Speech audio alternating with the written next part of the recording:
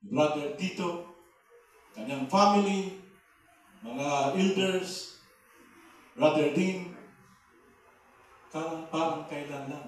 Ang awit ay parang kailan lang. Pero dito tayo, it's not 38 years more.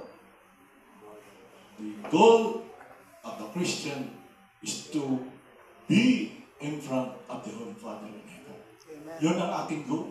Hindi ang goal natin yung dito lang.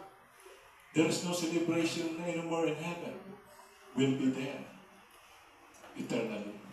There is no big end, so to speak, in heaven. Because God's power, God's wisdom is limitless.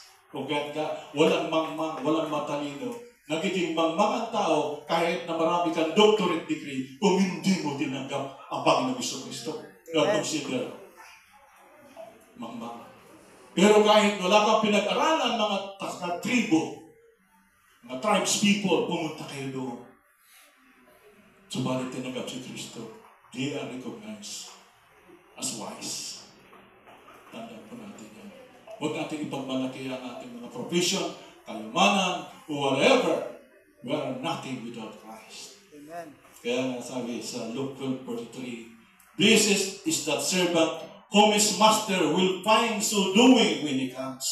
Sa Tagalog, Lucas 12:43, "Mapalad ang alipin yaon na kung dumating ang kanyang Panginoon ay marap ng gayon ang ginagawa niya." Pagpatuloy natin yan.